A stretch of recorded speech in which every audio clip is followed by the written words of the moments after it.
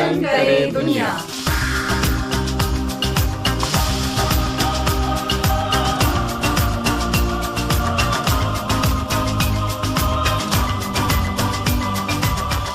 नमस्कार दोस्तों, मैं हूँ शाइना एनसी। स्वागत है आप सभी का विविध भारती के कार्यक्रम रोशन करे दुनिया में। हर हफ्ते हम आपसे मिलाते हैं एक नई शख्सियत से, ऐसे लोग जो अपने प्रोफेशन के साथ साथ समाज के लिए कुछ अच्छा काम कर रहे हैं और लोगों की दुनिया में रोशन फैला रहे हैं। आज हमारे साथ स्टूडियो में मौजूद है विलास तावड़े जी, जो ओरिजिनली आईआईटी मुंबई से हैं, लेकिन जानते हैं कि कैसे एक प्रोफेशनल समाज सेवा में संस्थाओं के लिए काम करते आ रहे हैं। स्वागत है आपका विलास जी। धन्यवाद शाइना जी। 35 साल ऑयल एंड गैस इंडस्ट्री में रहा, उसमें से 20 साल leading oil company ONGC oil and natural gas corporation में रहा, जिसमें कन्वेंशनल में रहा। अगले 15 साल एसआर ऑयल एंड गैस, जो पायनियर प्राइवेट कंपनी थी, उसमें ज्वाइन किया। और उसमें पिछले 10 साल से अनकन्वेंशनल गैस, वो भी कोल बेड मीथेन, जो कोयले में से जो मीथेन ट्रैप होता है, उसके ऊपर काफी काम किया। और उस कंपनी को पिछले 3 साल में, मतलब 2017 से लेकर 2020-21 तक सीईओ और मैनेजिंग डायरेक्टर की जिम्मेवारी रही। इस जिम्मेवारी में आउट ऑफ बॉक्स या बियॉन्ड दी डोमेन काम किए। ऑयल और गैस इंडस्ट्री में आपके 35 साल का एक्सपीरियंस रहा है और कुछ कर सकते थे आप, लेकिन आप तो समाज सेवा के लिए निकल पड़े हैं। आप हमें बताइए कि ऐसा क्यों और क्या था आपका बैकग्राउंड और कैसे आप समाज सेवा के प्रति प्रेरित हुए। वैसे तो 1950 से ही समाज सेवा करनी थी, लेकिन हमारे छोटे भाई विनोद जी ने नंबर लगाया। उसके बाद माँ जी ने आग्रह किया कि अगर दोनों बच्चे गए तो अगर कुछ हुआ नहीं तो विनोद को कौन संभालेगा। और साथ साथ ओएनजीसी का अपॉइंटमेंट लेटर भी मिला, तो फिर मैं ऑयल एंड गैस इंडस्ट्री में आया। हालांकि गिविंग बैक टू सोसाइटी वगैरह में बिलीव नहीं करता हूँ। आप सक्रिय समाज कार्य में रहे तो आपकी मेंटल हेल्थ अच्छी रहती है, फिजिकल हेल्थ अच्छी रहती है और उसका समाज को भी फायदा होता है। इस हिसाब से समाज कार्य में अभी लग गया हूँ। आपकी पढ़ाई इस फील्ड में कैसे यूजफुल रहा है? ऐसा है, पढ़ाई तो हम लगातार करते रहते हैं। इंस्ट्रूमेंटेशन इंजीनियरिंग पुणे से की, तो ये ब्रांच होती है जिसमें jack of all trades and master of none होता है। तो सारे मैकेनिकल, इलेक्ट्रिकल, इलेक्ट्रॉनिक्स, मेटलर्जी, सारी की इन्फॉर्मेशन मिलती है। इसका फायदा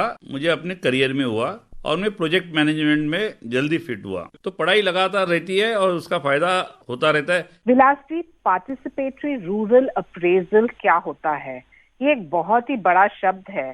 आप कैसे आइडेंटिफाई करते हैं कि किस गांव में क्या करना चाहिए? पार्टिसिपेटरी रूरल अप्रेजल यानी पीआरए, कोई भी सामाजिक काम करने के टाइम में 2 चीजें होती है। एक लोगों की डिमांड होती है और लोगों की नीड्स होती है। इसको आइडेंटिफाई करना बहुत जरूरी है। लोगों की डिमांड मतलब रास्ता बनाओ, शेड बनाओ, ये करो, उससे टेम्पररी रिलीफ मिलता है। लेकिन जो नीड्स आइडेंटिफाई करना है, जिससे उनकी हेल्थ इंप्रूव हो जाए, जिनका स्टैंडर्ड ऑफ लिविंग इंप्रूव हो जाए, उनकी अर्निंग इंप्रूव हो जाए, एजुकेशन का स्टैंडर्ड इंप्रूव हो जाए, ये करना बहुत जरूरी है। तो जब हमारा अन्ना तावड़े ग्राम विकास संस्था ने जब शुरू किया ये काम 2016 में, तो पहला काम हमने गांव का पूरा पीआरए कराया और गांव की नीड्स क्या क्या है वो आइडेंटिफाई की और उसके ऊपर एक एक करके हमने एक्शन लेना चालू किया। तावड़े जी, आप बच्चों की शिक्षा, वुमेन्स एम्पावरमेंट, ये सब कर रहे हैं, साथ में लिफ्ट इरिगेशन भी कर रहे हैं।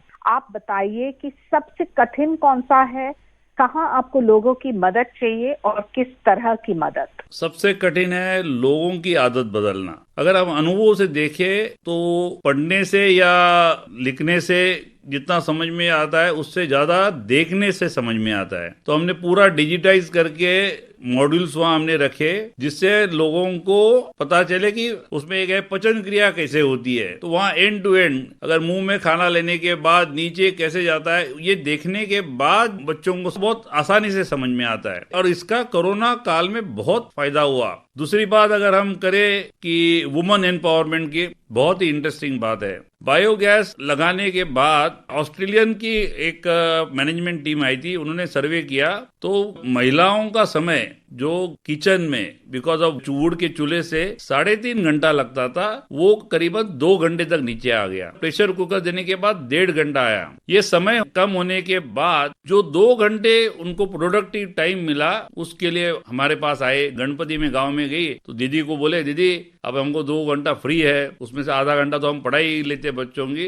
1.5 घंटा क्या है। तो 1.5 घंटे के लिए फिर हमने उनको पोल्ट्री ऑप्शन दिया, या पिछले बाजू हल्दी लगाने का ऑप्शन दिया। दूसरा एक ऑप्शन दिया कि जो बोले ना गीले काजू का मार्केट बहुत अच्छा होता है, वो उसकी शिक्षा दी। महिला बचत गठ बना के अलग अलग योजनाएं चलाई। अगर महिला को समय मिलता है तो वो समय फैमिली के पास जाता है। और वही अगर दुख से कहना बोलता है, जब ये 2-2.5 घंटा अगर पुरुष को मिलता है तो अधिकतर पुरुष चाय की दुकान पे, पॉलिटिक्स में गप मारने में बिताते हैं, रादर देन ये समय अपने कुटुंब के लिए यूज करना है। ये फर्क महिला और पुरुष में है। ये जो फर्क हमारी सरकार ने अभी देखा है, इससे देश बदल रहा है और देश बदलते जाएगा। अर्बन वुमन भी समय मिलता है तो फैमिली के लिए जाता है, ये 100% है। सबसे अच्छा उदाहरण यहाँ के स्कॉलरशिप का देता हूँ। पहले स्कॉलरशिप स्कूल में जाती थी, स्कूल के टीचर पेरेंट्स को बोल के वो पेरेंट्स को दे देते। यूटिलाइजेशन 20-22% था। अभी लड़की और उसके मदर के जॉइंट अकाउंट पे पैसा जाना चालू होगा। अभी सर्वे हुआ 87% of the money is being utilised for the girls education. हमारे गांव में बारिश तो बहुत होती थी, लेकिन वाटर लेवल जनवरी फरवरी में बहुत नीचे जाता था। तो जो डैम बना उससे हमने लिफ्ट इरिगेशन करके कम से कम 40 एकड़ जमीन तक पानी पहुंचाया। और वो जो 15-20 खेडूत है, शेतकरी है, उन्होंने दूसरा क्रॉप जिसमें तरबूज है, अभी झंडू के फूल निकले, तो इससे कैश क्रॉप बोलते हैं, पर एकरी जो 25-30 हजार इनकम अभी 60-70 हजार तक पहुंच गया है। हमारे कोशिश है कि 2025 तक कम से कम ये गांव के जो शेतकरी है उनका उत्पन्न 1 लाख पर एकड़ जाना चाहिए। एक और आपका प्रोजेक्ट है बायोगैस का। हम भगीरथ ग्राम विकास प्रतिष्ठान से 8,500 बायोगैस अभी तक सिंधुदुर्ग डिस्ट्रिक्ट में हाउस होल्ड बायोगैस लगाए हैं और चल रहे हैं। हमारे गांव में 48 बायोगैस लगे हैं और 48 के 48 बायोगैस पिछले 5 साल से लगातार चल रहे हैं। इसका एनवायरमेंटल इम्पैक्ट क्या होगा? तो एक बायोगैस साधारणतः 6.5 ton equivalent of carbon dioxide बचाता है। और वुड करीबन एक घर में 5 से 6 हजार केजी वुड लगता है हर साल का, वो भी बच जाता है। ये सारा कैलकुलेशन करके देखे तो एक household biogas 6.5 ton carbon equivalent बचाता है। काफी लोगों को समझ में नहीं आ जाएगा, तो मैंने एक सिंपल डेफिनेशन किया है, ट्री ईयर। ट्री ईयर में एवरी ईयर ट्री कितना कैप्चर करती है कार्बन? तो 30 ग्राम। सो 1 ट्री ईयर कार्बन में 30 ग्राम पकड़ो। तो भगीरथ ग्राम विकास 8,033 बायोगैस लगाने से और चलाने से सिंधुदुर्ग जिले में 17,40,000 पेड़ लगाए हैं, वर्चुअल पेड़। जो 17,40,000 पेड़ जितना कार्बन एब्जॉर्ब करता है उतना कार्बन ये बायोगैस लगाने से है। तो एनवायरमेंटली बायोगैस बहुत बड़ा इम्पैक्ट करता है, सोशियो इकोनॉमिक भी करता है। अभी ये सारे 8,033 लोगों ने, मोदी जी ने जो दिया हुआ है उज्ज्वला वाला, वो भी यूज नहीं कर रहे, तो करीबन महीने का 1,000-1,200 रुपए वो बचते हैं। तो socio economic and environmental impact ये बायोगैस का है। हमारे इसमें ग्रीन रिवोल्यूशन हुआ जिसमें खेती बढ़ी, व्हाइट रिवोल्यूशन हुआ जिसमें दूध बढ़ा। अनफॉर्चुनेटली ये जो ब्लू फ्लेम रिवोल्यूशन हुआ नहीं। अगर ये रिवोल्यूशन होता तो देश का नक्शा काफी हद तक बदल जाता। बायोगैस आपका बहुत ही बड़ा शायद प्रोजेक्ट है, इसके लाभ क्या है और ये प्रोजेक्ट में कैसे सफलता प्राप्त हो सकती है, जहां हम देखें कि समाज सेवा भी हो और एम्पावरमेंट भी। ये प्रोजेक्ट सफल हुआ क्योंकि हमारे यहाँ 99% बायोगैस चल रहा है और देश का एवरेज 35-40% पर है। इसका एक प्रमुख कारण है, हमने इसकी ओनरशिप दी, किसी को फ्री बायोगैस नहीं दिया। जो भी बायोगैस 23-24 हजार का होता है उसमें से 11,000 सब्सिडी मिलती है, 6,000 का सामान हमने दिया। ऊपर का जो 6,000 है जिसमें मेहनत है और पैसा भी है, ये दोनों चीज उस कुटुंब को, उस फैमिली को करना है। जब उस कुटुंब का पैसा और पसीना लग गया तो ओनरशिप आ गई और वो बायोगैस मेंटेन करते हैं। इसी हिसाब से देश के कंपैरिजन में हमको 98 से 99% सक्सेस रेशियो बायोगैस में मिला है। ये हमारी सबसे बड़ी अचीवमेंट है। तावड़े जी, ग्लोबल वार्मिंग के लिए आपका बहुत बड़ा एक एफर्ट रहा है। लोग इसे कैसे देखते हैं और कितना अवेयरनेस है?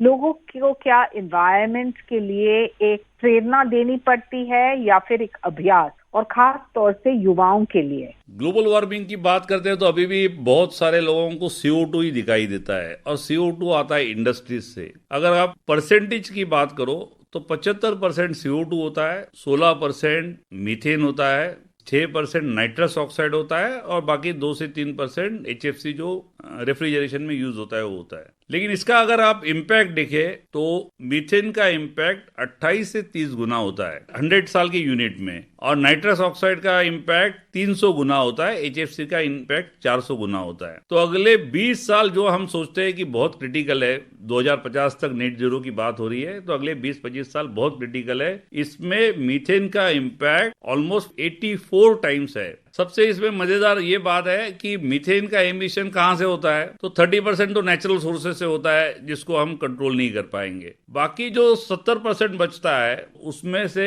एग्रीकल्चर इंडस्ट्रीज से 56-57% होता है। और एग्रीकल्चर इंडस्ट्री को अगर हम ग्रुप में करें तो 54-55% काउ रुमिनेशन, एंटरिक फर्मेंटेशन बोलते हैं। काउ जो रुमिनेट करके जो करती है, तो मीथेन मुंह से 95% of the methane comes from the mouth and only 5% comes from the cow dung. इसके लिए नेशनल डेयरी डेवलपमेंट बोर्ड का प्रोग्राम है। आप अगर उसको बैलेंस डाइट करो तो मीथेन कम होता है, दूध बढ़ता है, और ये बैलेंसिंग होता है। दूसरा विषय जो आता है वो राइस फार्मिंग, जो 16% में आता है। 80% of the paddy fields are in India and Indian subcontinent, out of which 80% is in India. बहुत बड़ा है, इसलिए वो 16% मीथेन एमिशन इससे होता है। इसमें 2 टेक्निक होती है, SRI करके है, सिस्टमेटिक राइस इंटेंसिफिकेशन। ये टेक्निक में मडगास्कर का 3 साल प्रोजेक्ट हेड रहा, इसलिए पता है। मडगास्कर के प्रीस्ट ने ये टेक्निक इम्प्लीमेंट की, और उसकी इक्विवेलेंट टेक्निक अपने यहाँ सगुना राइस टेक्निक करके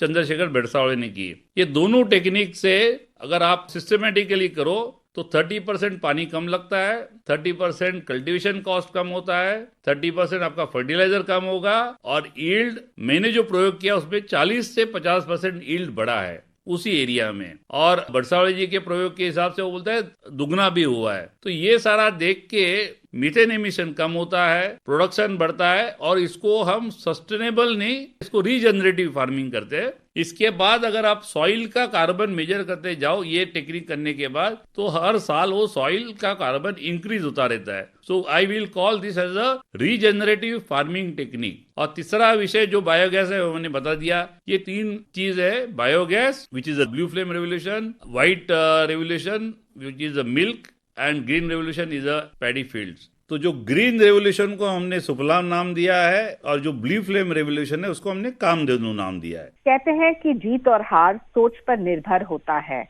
मान लो तो हार, और ठान लो तो जीत होती है।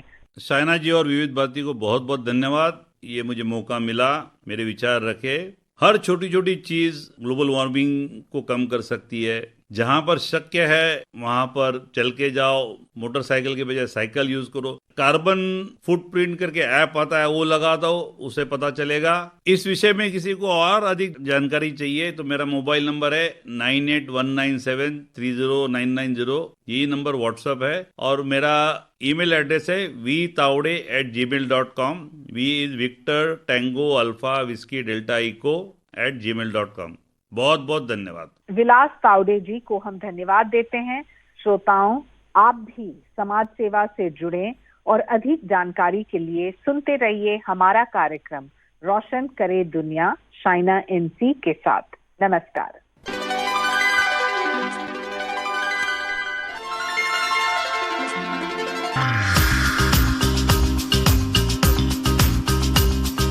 रोशन करे दुनिया।